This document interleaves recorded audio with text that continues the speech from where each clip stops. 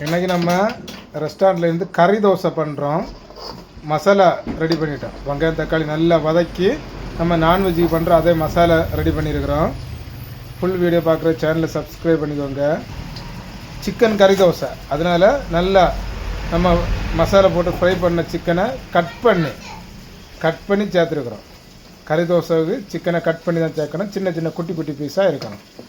மசாலாவில் நல்லா ஊறி வரட்டு கொஞ்சம் திக்காகிறது வரை கிண்டி விட்டுக்கிடணும். சூப்பரான கட் பண்ண சிக்கன் வச்சு மசாலா ரெடி பண்ணியிருக்கிறோம். இனி தோசை போட்டு நம்ம ஸ்டஃப் பண்ண போகிறோம். இப்போது தோசை ரெடி பண்ணுறோம். 2 தோசை அளவுக்கு மாவு போட்டு அப்படியே வந்து நல்லா பருத்தி விட்டுக்கிறோம்.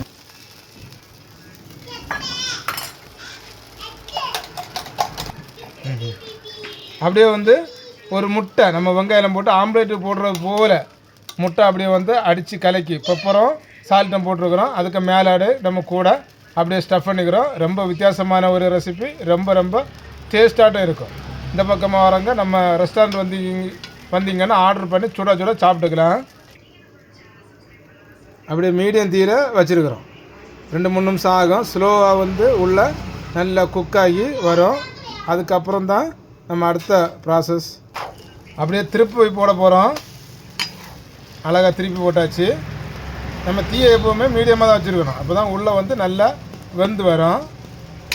இன்னும் ஒரு 2 நிமிஷம், மொத்தத்திலே ஒரு 5 நிமிஷத்தில் இந்த சூப்பரான கறி தோசை, அதாவது சிக்கன் கறி தோசை ரெடி ஆயிரும். சுட சாப்பிட விரும்புகிறவங்க கண்டிப்பாக நம்ம ரெஸ்டாரண்ட்டுக்கு வாங்க. ஆர்டர் இருந்தாலும் செய்து தரோம். இப்போ மறுபடியும் கூட திருப்பி போடுறோம். பாருங்கள், அழகாக சோர்ந்து வந்துட்டு சூப்பரான இந்த சிக்கன் கறி தோசை ரெடி ஆகிட்டு